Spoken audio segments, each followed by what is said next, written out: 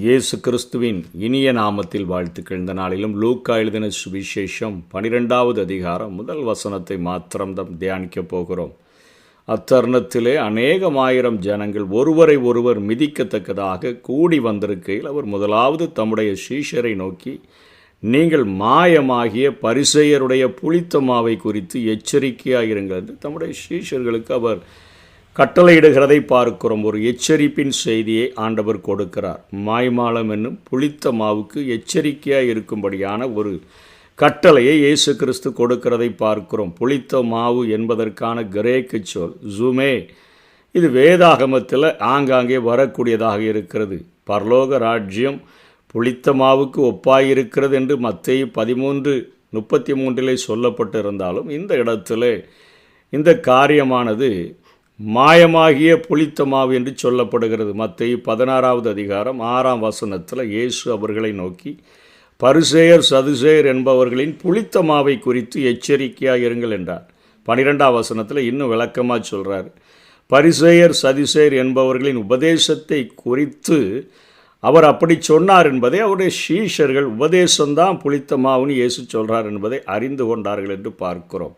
Mark 8வது அதிகாரம் 15ஆம் வசனத்தில் அவர் அவர்களை நோக்கி, நீங்கள் பரிசேயருடைய புளித்த மாவை குறித்தும் ஏரோதின் புளித்த மாவை குறித்தும் எச்சரிக்கையாக இருங்கள். பரிசேயர்களுடைய உபதேசத்தை குறித்தும் ஏரோதினுடைய உபதேசத்தை குறித்தும் எச்சரிக்கையாக இருங்கள் என்று பேசுகிறார். 1 கொரிந்தியர் 5வது அதிகாரம் 6ஆம் வசனத்திலிருந்து 8ஆம் வசனம் வரையிலும் கொரிந்து சபைக்கு பவுல் எழுதும் பொழுது, நீங்கள் மேன்மை பாராட்டுகிறது நல்லதல்ல, கொஞ்சம் புளித்தமா பிசைந்தமா முழுவதையும் புளிப்பாக்கும் என்று அறியீர்களா? ஆகையால் நீங்கள் புளிப்பில்லாதவர்களாய் இருக்கிறபடியே புதிதாய் பிசைந்த மாவாய் இருக்கும்படிக்கு பழைய புளித்த மாவை புறம்பே கழித்து போடுங்கள். ஏனெனில் நம்முடைய பஸ்காவாகிய கிறிஸ்து நமக்காக பலியிடப்பட்டிருக்கிறாரே என்று சொல்லி அங்கே கொரிந்து சபைக்கு எழுதுகிறார். ஆதலால் பழைய புளித்த மாவோடே அல்ல, துர்க்குணம் பொல்லாப்பு என்னும் புளித்த மாவோடும் அல்ல, துப்புரவு உண்மை என்னும் புளிப்பில்லாத அப்பத்தோடைய பண்டிகையை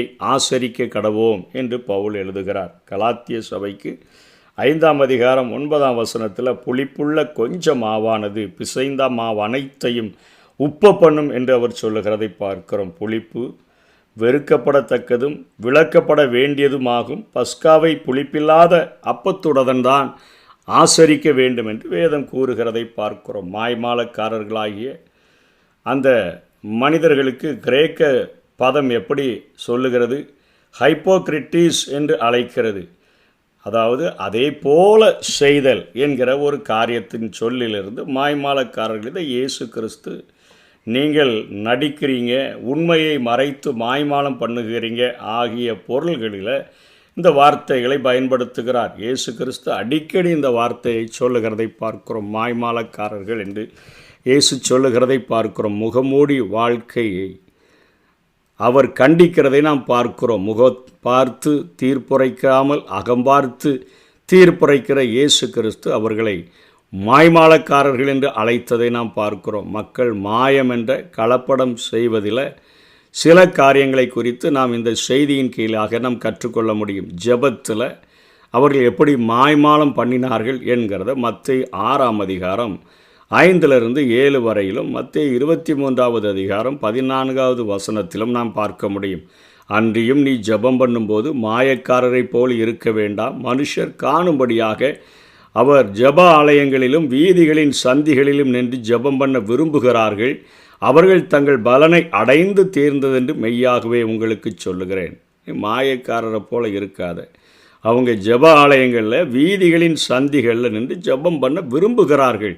அப்படி தான் மற்றவர்கள் பார்க்கணுன்னு தான் ஜெபம் பண்ணணுன்னே நினைக்கிறாங்க. நீயோ ஜெபம் பண்ணும் பொழுது உன் அறை வீட்டுக்குள் பிரவேசித்து உன் கதவை பூட்டி அந்தரங்கத்தில் இருக்கிற உன் பிதாவை நோக்கி ஜெபம் பண்ணு. அப்பொழுது அந்தரங்கத்தில் பார்க்கிற உன் பிதா வெளியரங்கமாய் உனக்கு பலன் அளிப்பார் என்று இயேசு கிறிஸ்து கற்றுக் கொடுக்கிறதை பார்க்கிறோம். அன்றியும் நீங்கள் ஜெபம் பண்ணும் பொழுது அஞ்ஞானிகளைப் போல வீண் வார்த்தைகளை அளப்பாதையுங்கள், அவர்கள் அதிக வசப்பினால் தங்கள் ஜெபம் கேட்கப்படும் என்று நினைக்கிறார்கள். எப்படி ஒரு பரிசேயன், ஆண்டவரே நான் அந்த ஆயக்காரனைப் போல அல்ல, நான் வாரத்துக்கு 2 முறை உபவாசம் பண்ணுகிறேன், நான் எல்லாவற்றிலும் தசமபாகம் கொடுக்கிறேன் என்றெல்லாம் சொல்லுகிறானே, இப்படிப்பட்ட வீண் வார்த்தைகளை ஆண்டவர் விரும்பாமல் இருக்கிறதை நாம் பார்க்க முடியும்.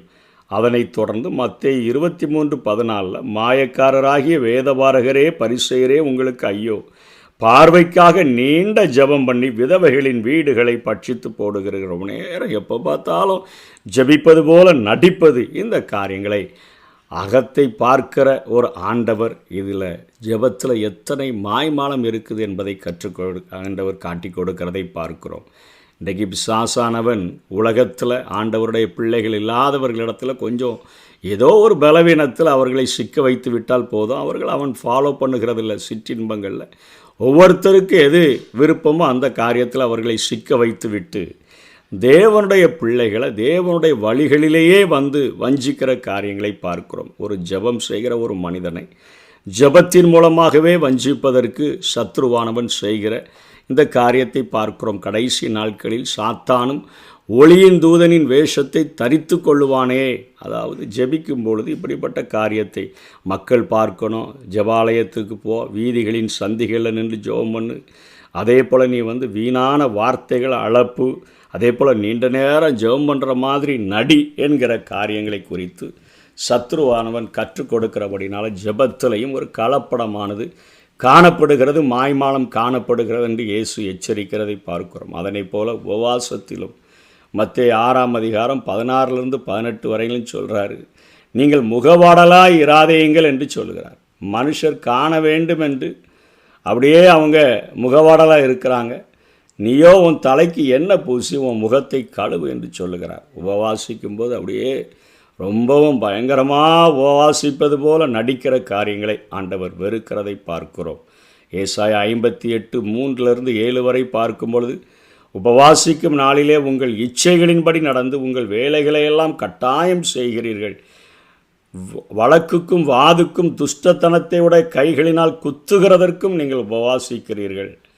மனுஷன் தன்னுடைய ஆத்மாவை ஒடுக்கணும், ரெட்டிலும் சாம்பலிலும் படுத்து கொள்ளுகிறது, இவைகளெல்லாம் எனக்கு உகந்த உபவாசமாக இருக்குமோ என்று சொல்லி கேட்டுட்டு அக்கிரமத்தின் கட்டுகளை அவிழ்க்கிறதும் நுகத்தடியின் பிணையல்களை நெகிழ்க்கிறதும் என்று சொல்லி ஒரு பட்டியலை கொடுத்து ஆண்டவர் சொல்லுகிறார். இதுவே எனக்கு உகந்த உபவாசம் என்று பேசுகிறதை பார்க்கிறோம். ஆனால் இன்றைக்கு மக்கள் அப்படியே முகத்தை வாடலாக வச்சுட்டு இச்சைகளின்படி நடந்து வேலைகளை கட்டாயம் செய்து வழக்கு வாது துஷ்டத்தனத்தை உடைய கைகளினால் குத்துகிறது, மக்களை பழிவாங்கணும்னு சொல்லியே உபவாசம் இருக்கிறது. இப்படிப்பட்ட காரியங்களை செய்கிறதை ஆண்டவர் வெறுக்கிறவராக காணப்படுகிறார். தான தர்மத்திலையும் இதே போல ஒரு கலப்படம். மத்தேயு 6:1-4 வரையிலும் பார்க்கிறோம். 23:5 பார்க்கிறோம். மனுஷர் காண வேண்டும் என்று அவர்கள் தங்களுடைய கிரியைகளை அவர்கள் செய்கிறதை பார்க்கிறோம். மாயக்காரர் ஆலயங்களிலும் வீதிகளிலும் செய்வது போல உனக்கு முன்பாக தாரை ஊதுவியாதே. நீ தர்மம் செய்யும் பொழுது உன் வலதுகை செய்கிறத உன் இடதுகை அறியாமல் இருக்கிறதுக்கு செய். இன்றைக்கெல்லாம் பார்க்குறோம், ஏதாவது ஒரு சின்ன தான தர்மங்கள் செய்தால் கூட அதை மீடியாக்களில் போட்டு அதை பெரிதுபடுத்துகிற காரியங்களை பார்க்கிறோம். மிகவும் பெரிதுபடுத்தி மனிதர்கள் காண வேண்டும் என்று சொல்லி செய்கிற காரியங்கள் எப்படி அரசியலில், எப்படி சமுதாயத்தில் இப்படிப்பட்ட மற்றவர்கள் காண வேண்டும் என்பதற்காக இந்த தான தர்மங்கள் செய்யப்படுகிறது. அதே போல் சபைகளும் செய்கிறதை பார்த்து ஆண்டவர் சத்ருவானவன் தான தர்மத்திலும் கலப்படத்தை கலந்து விட்டான் என்று சொல்லி எச்சரிக்கிறதை பார்க்கிறோம். அதனைத் தொடர்ந்து ஆராதனை காரியங்களிலும் கலப்படங்கள் காணப்படுகிறதை இயேசு கிறிஸ்து கடிந்து கொள்ளுகிறதை பார்க்கிறோம். மார்க்கு 7:6-13 வரையிலும் பார்க்கிறோம். மத்தேயு 15:8 பார்க்கிறோம். உதடுகளினால் கனம் பண்ணுகிறார்கள், இருதயமோ தூரமாய் விலகி இருக்கிறது என்று ஆண்டவர் சொல்லுகிறார். அந்த பட்டியலை சொல்லும்போது சொல்லுகிறார், தகப்பனை தாயை கனம் பண்ண சொல்லியிருக்குது, ஆனால் குர்பான் என்கிற ஒரு காணிக்கையை கொடுத்தா போதும், தகப்பன் தாயை கவனிக்க வேண்டியதில்லைன்னு நீங்களே ஒரு காரியங்களை ஏற்படுத்தி கொண்டு இருதயத்தில் எந்த ஒரு அன்பும் இல்லாமல் உதடுகளினால் என்னை கனம் பண்ணிட்டு உங்கள் உள்ளத்தினால் நீங்கள் தூரமாய் காணப்படுகிறீர்கள்.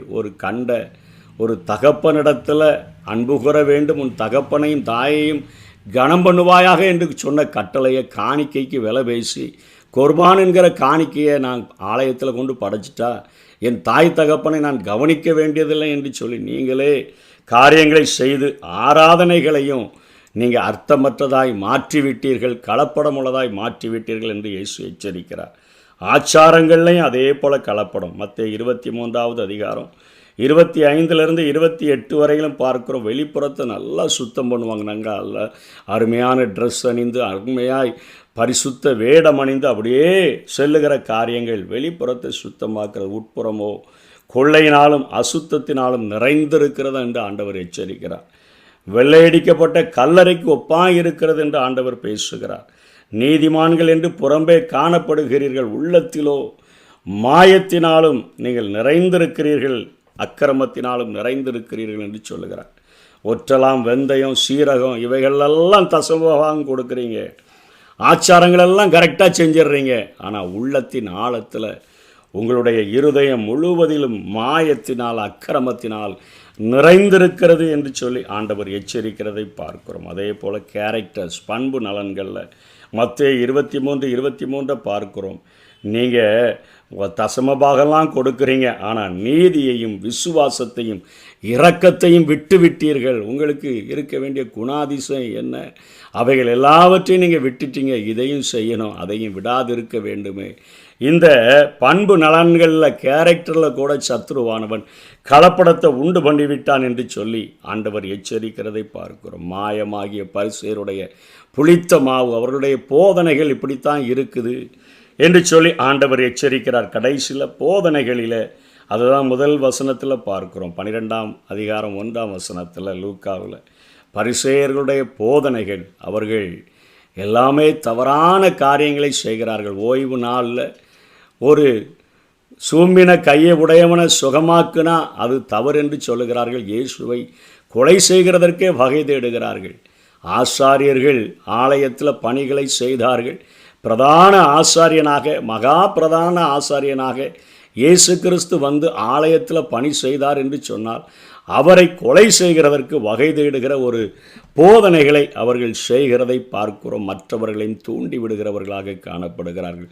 இன்றைக்கு நம்முடைய வாழ்க்கையில் நம்முடைய ஜெபங்களை கொஞ்சம் ஆராய்ந்து பார்ப்போம், நம்முடைய உபவாசங்களை கொஞ்சம் ஆராய்ந்து பார்ப்போம், நம்முடைய தான தர்மங்களை கொஞ்சம் ஆராய்ந்து பார்ப்போம். நம்முடைய ஆராதனை காரியங்களில் என் உதடுகளும் என் உள்ளமும் அவரோடு கூட இணைகிறதா என்று சொல்லி பார்ப்போம். ஆச்சாரங்களில் வெளிப்பக்கமாக சுத்தப்படுத்திட்டு உள்ள யாரும் காணாத உள்ள அலங்கோலத்தினால் நிறைந்திருக்கிறனா என்று சொல்லி ஆராய்ந்து பார்ப்போம். நம்முடைய குணநலன்களில், நம்முடைய கேரக்டர்ஸில் நீதியை, விசுவாசத்தை, இரக்கத்தை விட்டுவிடாமல் வாழ்கிறோமா என்று ஆராய்ந்து பார்த்து வாழ்வோம்.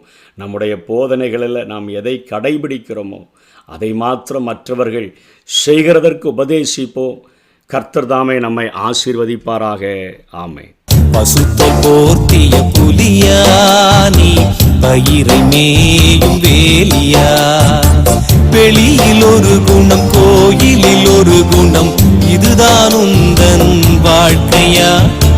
பசுத்தை போர்த்திய புலியானி, பயிரை மேயும் வேலியா.